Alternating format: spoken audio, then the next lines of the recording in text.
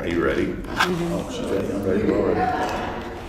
All right, 3, 2, 1. Hey, what's up? It's Mike Gaube with Mike Gaube's Headbangers. Sitting here with Robby Lochner. Hey. From Jack Russell's Great White. And look, he's sporting the shirt. So now, Robby Lochner knows.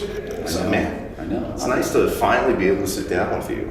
Yeah. Been trying to nail you down, and we fortunately, my friends and I saw you last night down in Tucson, your hometown, at the Rialto Theater. Great crowd, good show, but tonight even a little bit better. And I think what a great way to. A lot better. I hate to admit it, but it was a lot better last night. It was a rough night for me, and Jack had a hard time too. We both were struggling. Let's just put it this way: I wasn't disappointed last night. And I enjoyed tonight even more, plus it was special with ringing in the new year and everything, so it's been a really killer weekend. And what a way to wrap up, 2017 with everything that happened as far as Headbangers is concerned. And going into 2018, make it bigger, better, faster, louder, all that good stuff. So exactly, you know what I'm talking about. So, all right. We were kind of talking off camera about when I first moved to Tucson. I moved from Idaho Falls, Idaho, so I was all excited because it was like, here's a big city. I'm going from 55,000 to 300-something thousand at the time, right?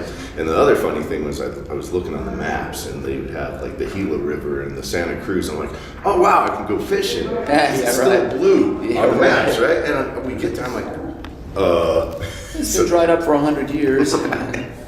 So anyway, remember the Tucson Garden? I know you did. Yeah, sure. What a great place that was. Yeah. Killer rock club, by the way.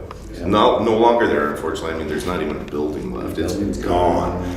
So I can't remember what show it was, but I was standing in line. It was obviously a popular show because that place was pretty big, and the doors weren't open yet, and there was a line. And standing there, I was by myself. I was new to the city, didn't really know anybody, and guy starts talking to me, and we're just kind of chit-chatting. He goes, so you know Rock Lochner? I'm like, no.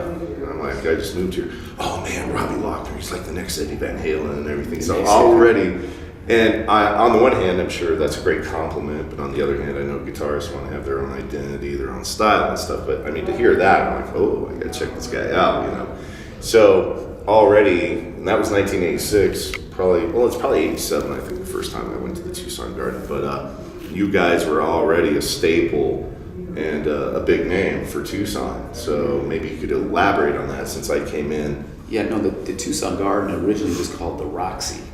Yeah. It was the Roxy, and we opened that place up, and it could probably never be more packed. I was just talking about that today.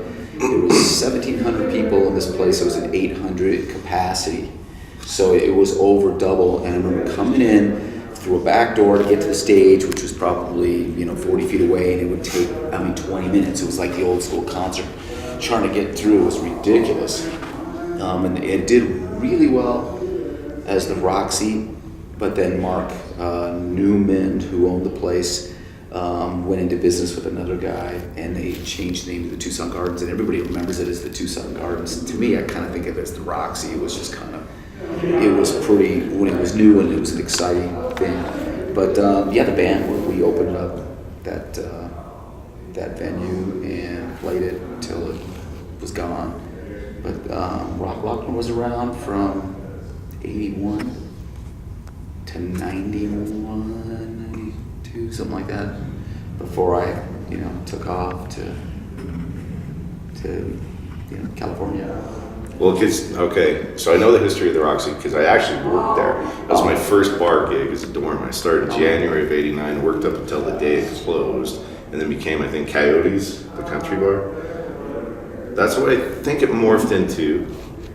I think it was the other way around. I thought it was the other way around because originally it was Rockefellers over on Speedway, which became TDs and probably is still TDs. It is TDs East, yeah. Okay, so that was Rockefellers, and rock was getting so popular at that time, and country was really going down, and that bar was a country bar. And I thought it was Coyotes, but I can't remember. It might have been the Outlaw. No, it's the Outlaw. That's it. Okay, I'm pretty sure. That could be correct, and then they swapped. And then the Roxy opened up, and the rock was so popular, and then that didn't last over there, and it became TDs and his titty bar and all that. Yeah, and it still is. Yeah, and then the rock scene obviously, went down, but maybe it did turn. I don't know if maybe it turned into Coyotes. I don't recall. That's I mean, my memory's a little foggy. I know I was there till the end because it closed in September of '89. Because it closed, and I know they did a reunion show in the venue, but the venue had been closed, and I wasn't part of that because I was already, the Lochner thing was done, and I was, excuse me, I was still, I was playing in a band in Phoenix at the time and plotting my move out. I was like, you know, if I'm going to do this, I'm not going to move to Phoenix. It was just like a little jump, and it doesn't even make sense. Right. If I'm going to do it, I'm going to move to California and do it right, and, you know. Well, okay, after you did that, it's kind of like all of a sudden you disappeared. Yeah. I mean, you did, right? Essentially. Pretty much. I mean, you know, people still remember because I kept coming back and playing shows and doing pretty well, actually. I mean, the first time I came back, I mean, it was a bar on the north side, and I played with a band. I think it was Born and Bred, that's what they were called. We had 900 people through the door, which was pretty good for 1994 or whatever it was. That'd be great, really, any time for Tucson in a nightclub, let me tell you. Since the old days, because the old days we draw 1,000 people all the time. It was like if we had 300 or 400 people, it's like, wow, what a disappointment. Now it'd be like 300 or 400 people. Oh my God, this is great. Well, I gotta tell you, spoiled. those were the good old days, man. Yeah. Because I think everybody in Tucson, first of all, got into the garden underage. You didn't need a fake ID. I started going there without getting my ID checked, and then I started working there, and I was still underage. I started working there when I was 20. But that was one of the funnest jobs I ever had. My first bar job as a doorman, and that was back when rock was still alive. Yeah. And you'd have those little Southwest touring bands, and they were That's right. nationals, right? And they'd come through and play like, what, Thursday, Friday, Saturdays? I think It was Tuesday through Saturday. I think. And they had two circuits. There was one was the Sammy circuit, and that was out of, I think it was out of Denver. And there was another circuit that was out of Dallas. And they had a bunch of bands that came through. And the only band that ever played weeks there was Lochner. We would do Tuesday through Saturday. We were in that circuit that we were local, we kind of were regional. But none of the other local bands ever did. I mean, most of the bands played there, and everybody's like, yeah, we played the Rock or the Tucson Garden. They played on Sunday nights, Sunday or Monday. That's just the way it was. Nobody else did weeks there. You know, they had to have the draw, and we had the draw at the time. And the draw had to be really, you know, in those days you had to draw a lot of people. I mean, some of the bands that were, you know, the smaller bands were drawing 100 people. It's like, 100 people. Now they'd be like, 100 people, come on in. Yeah, you know? it'd be like, that'd be amazing. And if you're hearing things in the background, we got other band members next door. So, anyway. Another band that I really liked, I never got to see you guys. I don't know how I ever missed being able to catch you. You were working there. So obviously you knew Mark Newman, and you probably knew Dirty Dan, because Mark Newman owned the place, him and When I went there, was John Miller. John Miller, Yeah, John Miller, and then Phil Summers was managing. Terry Lee, Yeah. but he split, and a guy named Cameron was doing some booking, and then he took off and changed hands to Dave and Fran Bemis, I think their last name was. It's a weird thing to stick out. So you don't remember Mark Newman? He was the one who started it. I know he was owner. He was part owner. Maybe he became a silent partner. But every time we played there, he was the guy we went through. Maybe if I saw him, because I'm off. He was skinny, tall, had the mustache. Passed away a few years ago. Well, my memories were there's a couple of bands that came through, and I don't know whatever happened to them except for one, and that was Kaiser. Kaiser. Yeah. Oh, yeah. And unfortunately, Mikey Kaiser passed away. play there? Oh yeah, they'd come down and they'd play. I think I saw him 2 or 3 times in the time span that I was there. But Mikey Bones is unfortunately passed Just away. this past year. And then Killer Pistol Bass Pete. He passed away like I think the year or A so couple years before ago. that. So Brett? prior to that, we did a couple of reunion shows that were huge, that were really good. And Up in Brett- Phoenix. Yeah, at Joe You know what? Strada. Those guys did that, and I was like, man, why didn't you tell me? You know, Had I known that you would have been. I didn't know him that well. I know him better. Like when Brett, we did a show. I think I want to say it was last April. It was Brett singing, Carmen at Peace playing drums, Rudy Sarzo playing bass, me playing guitar, Billy Stokes playing guitar, and we did a show at Cooperstown.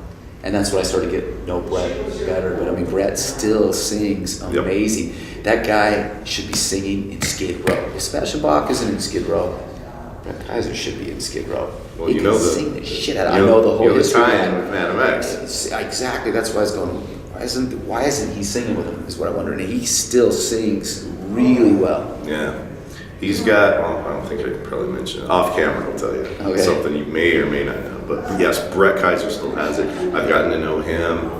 Bruce, not so much, but I got to know Mikey and Pete, and unfortunately they passed. But we did a couple of really good shows up there, and then we've done some memorials for them up there. But yeah, Brett's still got it. And Madam X has a record. Yes. It's either coming out or is out right now. It's on David Ollison's label, EMP. Okay. Cool. And he's another good friend of myself and Headbangers and other people up there. In fact, I just met with him over the weekend. And, I mean, great guy. And Ellefson Coffee, we were talking about that. If you like coffee, check out Ellefson Coffee Company. It's actually good. So anyway, so let's fast forward a little bit. Another band that you were in, and again, I didn't get to see you play, was Fight with, at the time, Rob Halford being here, basically in Arizona. Wasn't he splitting his time between here and Great Britain, or where the hell he was living? I'm not really sure. I'm sure he was definitely in Phoenix at the time I was. Well, not here in Flagstaff, but Arizona. Oh yeah, you as know. well. I mean, yeah, We're in Flagstaff right now. Yeah. I can never remember where you especially. Yeah, right. What city Oh, were yeah, you? yeah. You write it on your set list,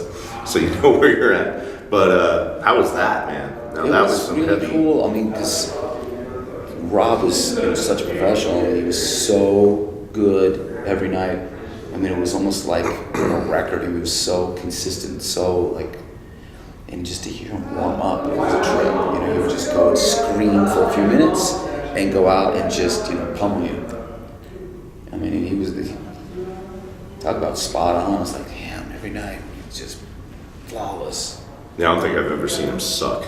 Yeah. Ever. And he just played Alice Cooper's Christmas Pudding, which is a yearly little variety show that Alice Cooper puts on and benefits his Solid Rock Foundation or whatever it is that he does for the kids. So at this particular one, he had Halford on vocals, Ellefson was on bass, Slash came out on guitar, Ace Frehley came out, Nice. Glenn Sobel from Alice Cooper was on drums, Nita Strauss on guitar. God, who else was there? I can't remember. Of course, Alice comes out and sings, but That's cool. What you was should that come at? out and do that. This particular one was at Celebrity Theater. Oh, they were wow. doing it at Comerica for a while, which was Dodge Theater downtown. If you're familiar with that. I'm not. I know Celebrity Theater. Okay, well, yeah, Celebrity's been around forever, and yes, it still goes around. Yeah, So that's awesome. you should look into doing that. Yeah. You know Danny Zelisko? I don't know him. I've heard his name forever. And I've had Evening people- Star, remember? Yeah, Evening Star, of course. So- a lot of people told me, yeah, they're going to introduce me to him years ago. And, Danny. Hey, Danny, how you doing? I barely know him. Just like that much. But And I haven't met him, I don't think, unless I met. I don't think, I'm sure I haven't, because people told me they're going to be in the Evening Star, the whole thing for years, and it's just never happened, but, it'll happen when it's supposed to happen. It's just the way things roll. we'll make it happen. All right, cool. I know people that know people that know people that know Yeah. your people and your people and our people and those people. And they can call each other. That's right. Make it happen. All right. 7 degrees of separation or whatever they say. Maybe it's 5 or 4, 3, 2, 1. 6 degrees of Kevin Bacon.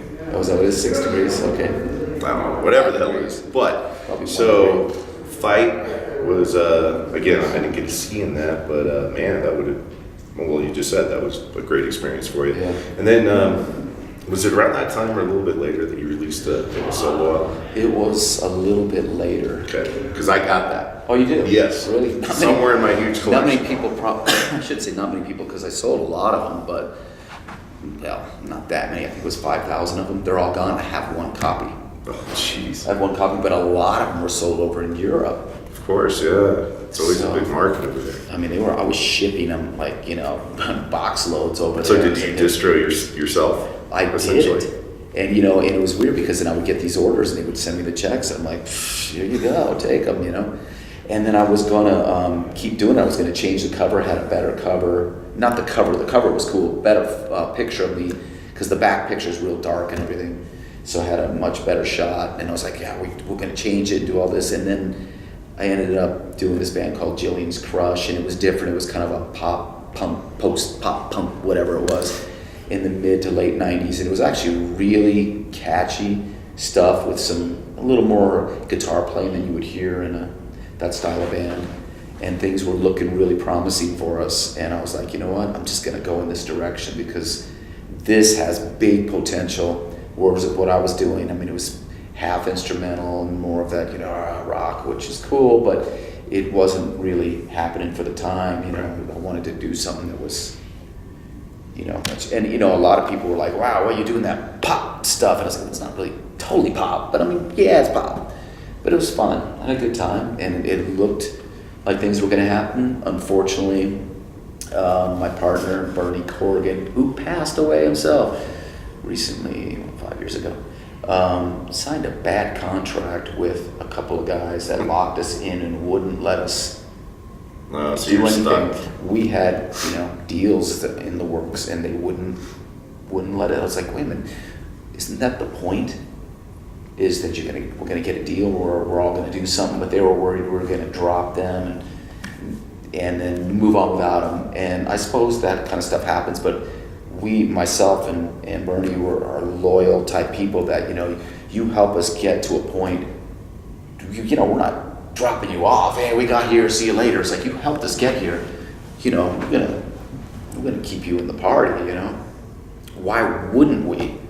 You got us to this point, and one of the guys had a studio and he was producing the music.